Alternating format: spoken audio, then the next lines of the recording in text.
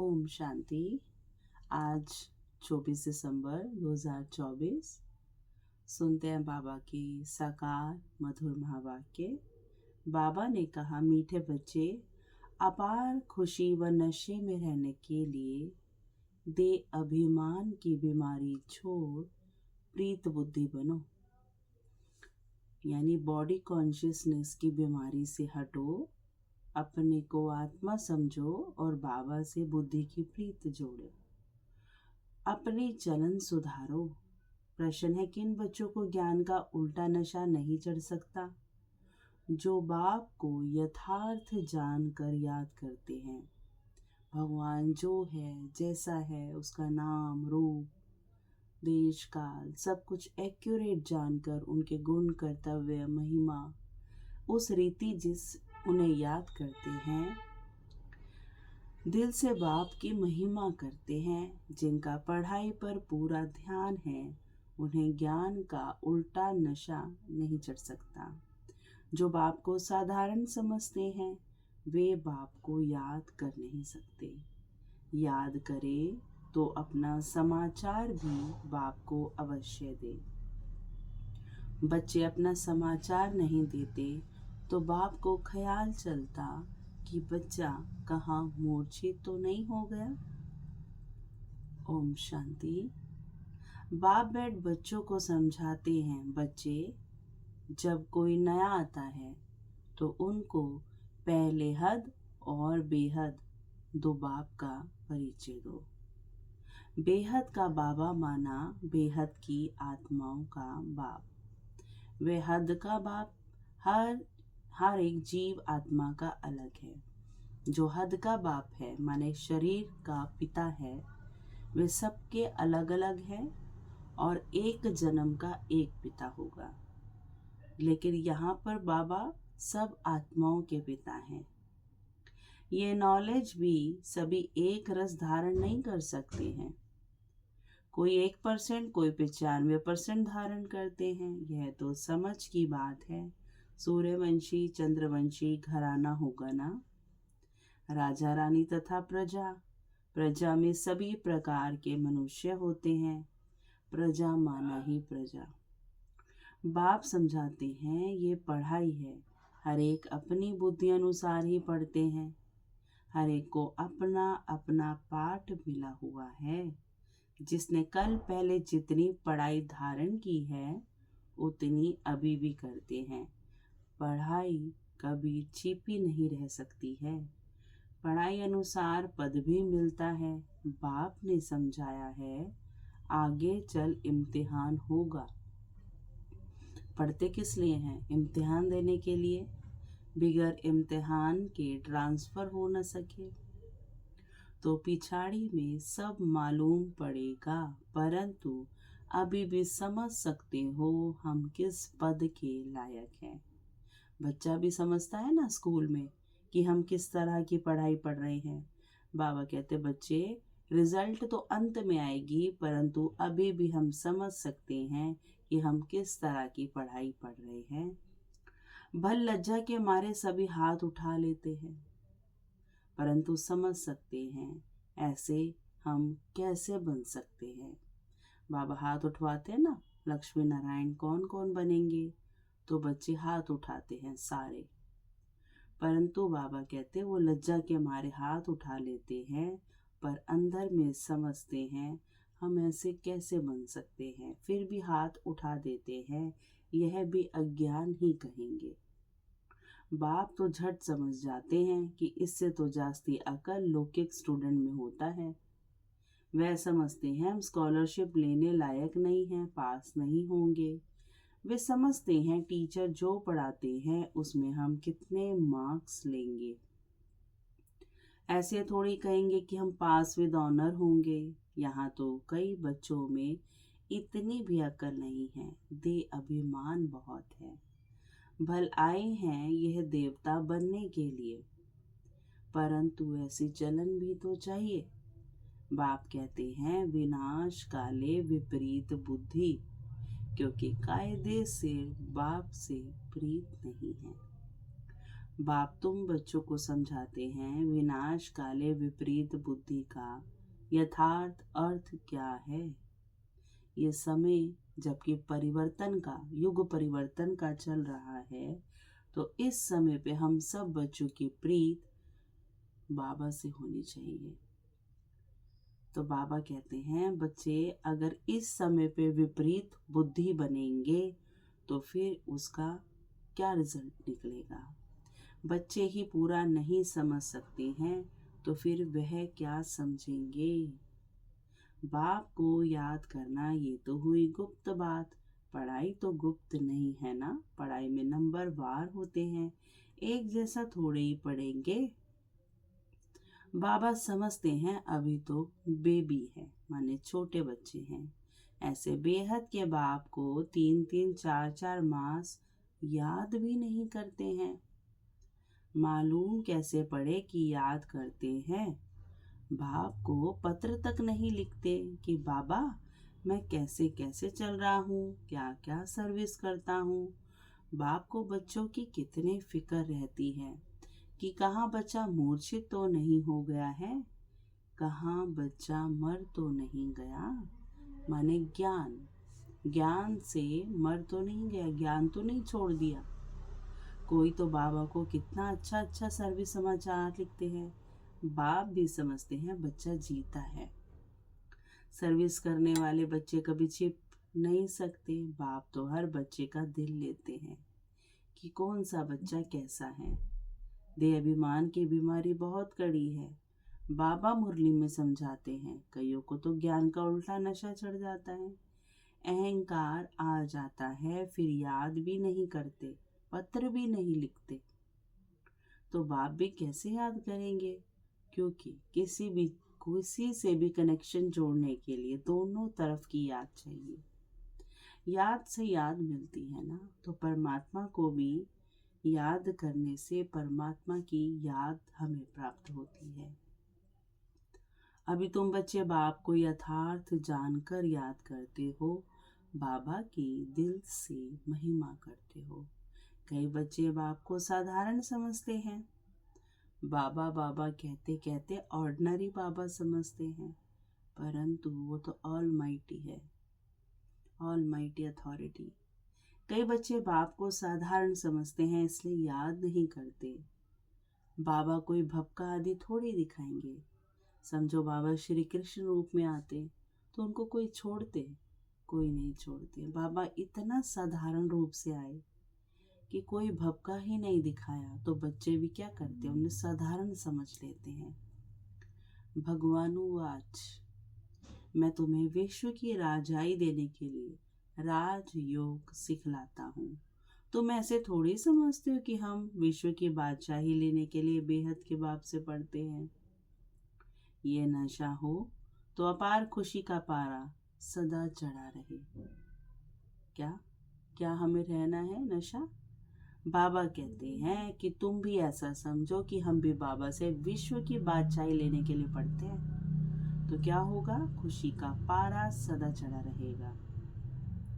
गीता पढ़ने वाले भल कहते हैं श्री कृष्ण भगवान उवाच, गीता में श्री कृष्ण भगवान उवाच है, मैं राजयोग सिखलाता हूँ, बस उन्हें राजाई पाने की खुशी थोड़े ही रहेगी। गीता पढ़कर पूरी की और गए अपने अपने धंधाधोरी में।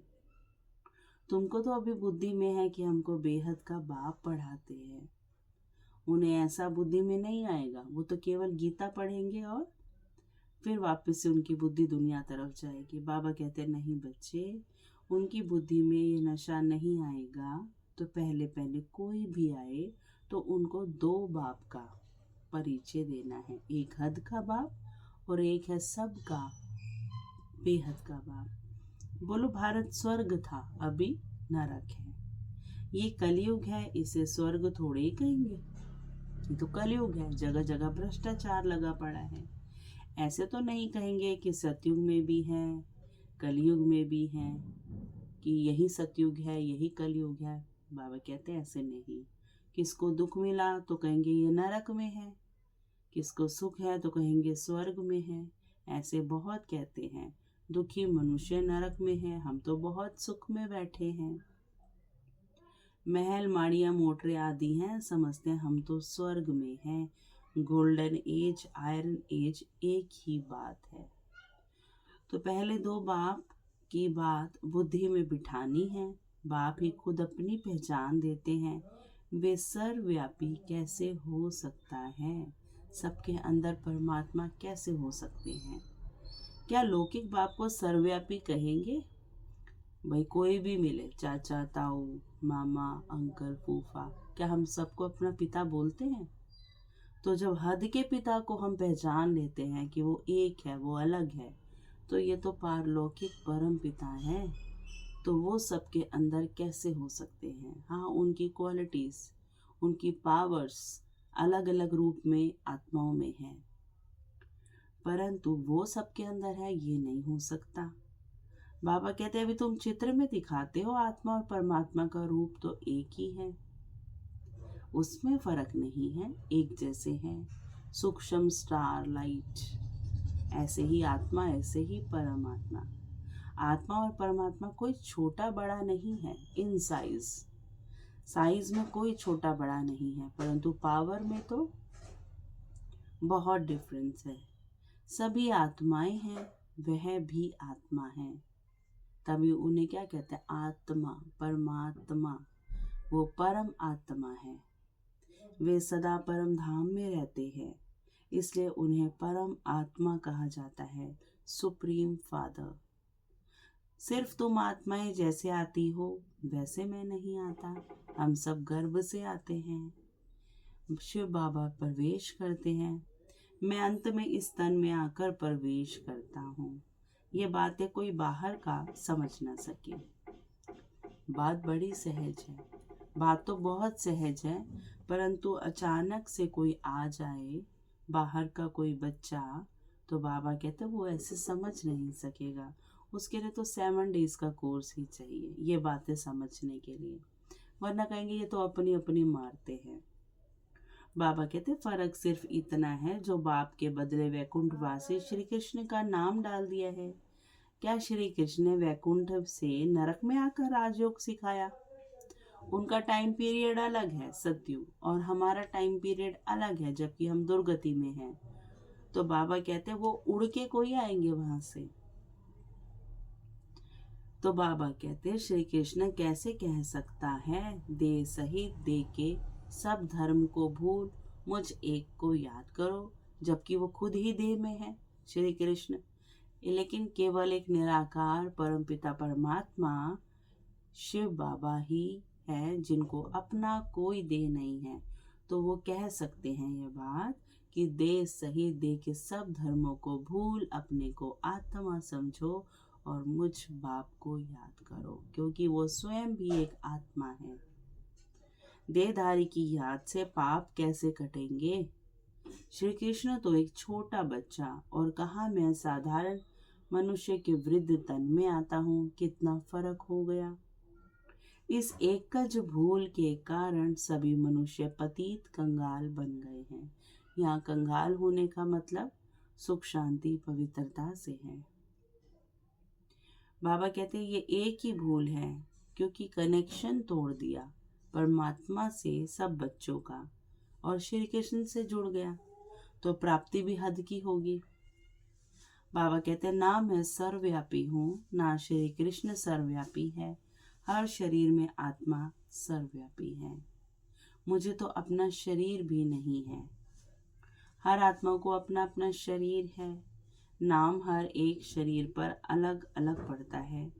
ना मुझे शरीर है और ना मेरे शरीर का कोई नाम है। हम सब आत्माएं तो शरीर लेती हैं फिर नाम पड़ता है, लेकिन परमात्मा उनका तो कोई शरीर नहीं है, परंतु उनकी आत्मा का नाम है। केवल उन्हीं की आत्मा है जिनका आत्मा पर नाम है, और वो है सदाशिव। बाबा कहते हैं हर एक आत्मा को अपना अपना शरीर है, नाम हर एक शरीर पर अलग अलग पड़ता है। ना मुझे शरीर है और ना मेरे शरीर का कोई नाम है। मैं तो बुरा शरीर लेता हूँ, तो इसका नाम बदलकर ब्रह्मा रखा है। पहले इनका नाम क्या था? दादा लेखराज। जब शिव बाबा की पधारमणि होती है उसके बाद इनका नाम ब्रह्मा रखते हैं। मुझे सदा शिव ही कहते हैं। मैं ही सर्व का सदगति दाता हूँ। आत्मा को सर्व का सदगति दाता नहीं कहेंगे। परमात्मा की कभी दुर्गति होती है क्या?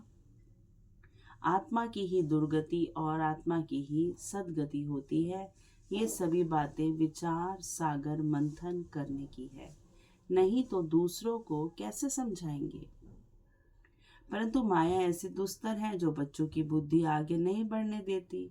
दिन भर झगमुई में ही टाइम वेस्ट कर देते हैं। बाप से पिछाड़ने के लिए माया कितना फोर्स करती है। फिर कई बच्चे तो टूट पड़ते हैं। बाप को याद न करने से अवस्था चल डोल नहीं बन पाती। बाप घड़ी घड़ी खड़ा करते हैं, पावर देते हैं, माया गिरा देती है। बाप कहते हैं बच्चे कभी हार नहीं खानी है। कल्प कल्प ऐसा होता है, कोई नई बात नहीं है। माया जीत अंत में बन ही जाएंगे, समझे। माया को हम अंत में जीत ही लेंगे। रावण राज्य खलास होना तो होना ही है ना। फिर हम नई दुनिया में राज्य करेंगे। कल्प कल्प माया जीत बने हैं, अनगिनत बार नई दुनिया में राज्य किया है। बाप कहते हैं बुद्धि को सदा बिजी रखो तो सदा सेफ रहेंगे। इसको ही स्वदर्शन चक्रधारी कहा जाता है। बाकी इसमें हिंसा आदि की बात नहीं है। देवताओं को चक्र दिखा दिया कि कोई भी असुर आता था वो चक्र छोड़ देते थे, और वो चक्र वो उस असुर के पीछे तक जाकर वो असुर कहीं भी छिपता था और वो काट देता था गला। बाबा कहते नहीं बच्चे, देवताओं की महिमा में डबल अहिंसक गाया गया है। देवताएं हिंसा नहीं करते हैं। ये चक्र होता है जब बाबा हमें ये ज्ञान देते हैं, बच्चे आप देखो आप इस सृष्टि चक्र में कैसे कैसे पाठ बजाते हुए अब यहाँ पर आके पहुंचे हो। तो इसको ही स्वदर्शन चक्रधारी कहा जाता है। इसमें हिंसा आदि की बात नहीं। ब्राह्मण ही स्वदर्शन चक्रधारी होते हैं। देवताओं को स्वदर्शन चक्रधारी नहीं कहेंगे। जैसे कल बाबा ने कहा कि देवताओं को पढ़ाई यानी ज्ञान नहीं होता है, इसी तरह वहाँ चक्र भी नहीं होता। चक्र ब्राह्मण चलाते हैं। पति दुनिया की रस्म रिवाज और देवी देवताओं के रस्म रिवाज में बहुत अंतर है। मृत्यु लोक वाले ही पतित पावन बाप को बुलाते हैं। हम पतितों को आकर पावन बनाओ, पावन दुनिया में ले चलो। कहते हैं ना जब दुखी होते हैं, हे परमात्मा, हे भगवान, हमें इस दुनिया से छुड़ाओ, हमें मुक्ति दिलाओ, हमें अपने घर ले चलो, हमारे सुख के दरवाजे खोलो। बाबा कहते तुम्हारी बुद्धि में है। आज से 5000 वर्ष पहले नई पावन दुनिया थी जिसको सतयुग कहा जाता है। त्रेता को नई दुनिया नहीं कहेंगे क्योंकि वो 25% पुरानी होती है। बाप ने समझाया है वे है फर्स्ट क्लास और से त्रेता है सेकंड क्लास। एक एक बात अच्छी रीति धारण करनी चाहिए। जो कोई आकर सुने तो वंडर खाए। कोई वंडर भी खाते हैं परंतु फुर्सत नहीं जो पुरुषार्थ करे। फिर सुनते हैं पवित्र जरूर बनना है। ये काम विकार ही मनुष्य को पतित बनाता है। उनको जीतने से तुम जगत जीत बनेंगे, परंतु काम विकार उन्हों की जैसे कि पूंजी है, उसे छोड़ते ही नहीं है। इसलिए वे अक्षर नहीं बोलते, सिर्फ कहते हैं मन को वश में करो। लेकिन मन अमन तब हो जब शरीर में नहीं हो। बाकी मन अमन तो कभी होता ही नहीं। देह मिलती है कर्म करने के लिए, तो फिर कर्मातीत अवस्था में कैसे रहेंगे। कर्मातीत अवस्था कहा जाता है मुर्दे को। जीते जी मुर्दा अथवा शरीर से डिटैच।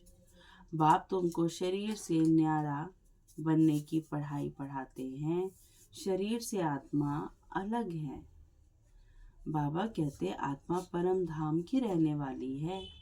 आत्मा शरीर में आती है तो उसे मनुष्य कहा जाता है। शरीर मिलता ही है कर्म करने के लिए। एक शरीर छोड़ फिर दूसरा शरीर कर्म करने के लिए लेना है। शांति तो तब हो जब शरीर में नहीं है, मूल वतन में कर्म होता नहीं है, आत्मा वहाँ बिल्कुल स्वीट साइलेंस में है। सृष्टि का चक्र यहाँ फिरता है इस दुनिया में। बाप और सृष्टि चक्र को जानना, इसको ही नॉलेज कहा जाता है। सूक्ष्म वतन में ना सफेद पोशधारी, ना सजे सजाए, ना नाग बलाए पहनने वाले शंकर आदि ही होते हैं। बाकी ब्रह्मा और विष्णु का राज बाप समझाते रहते हैं। ब्रह्मा यहाँ है, जबकि सारी प्रजा यहाँ है, तो प्रजा का पिता भी यहाँ है। विष्णु के 2 रूप भी यहाँ हैं। वह सिर्फ साक्षात्कार का पाठ ड्रामा में है, जो दिव्य दृष्टि से देखा जाता है। पाठ सबका सारा नीचे इस साकार दुनिया में ही बचता है, ऊपर कुछ भी नहीं है। क्रिमिनल आंखों से पवित्र चीज दिखाई ना पड़े। अच्छा, मीठे मीठे सिकील दे बच्चों प्रति माता पिता बाप दादा का याद प्यार और गुड मॉर्निंग। रूहानी बाप की रूहानी बच्चों को नमस्ते। हम रूहानी बच्चों की रूहानी माता पिता बाप दादा को बहुत बहुत याद प्यार और नमस्ते बाबा, गुड मॉर्निंग। फिर धारणा के लिए मुख्य सार है, अपने आप को सदा सेफ रखने के लिए बुद्धि को विचार सागर मंथन में बिजी रखना है। स्वदर्शन चक्रधारी बनकर रहना है। झरमुई झगमुई में अपना समय नहीं गंवाना है। शरीर से डिटैच रहने की पढ़ाई जो बाप पढ़ाते हैं वह पढ़नी है। माया के फोर्स से बचने के लिए अपनी अवस्था अचल अडोल बनानी है। फिर वरदान दिया बाबा ने, ब्रह्मा बाप समान लक्ष्य को लक्षण में लाने वाले प्रत्यक्ष सैंपल बन सर्व के सहयोगी भाव। जैसे ब्रह्मा बाप ने स्वयं को निमित्त एग्जाम्पल बनाया, सदा यह लक्ष्य लक्षण में लाया।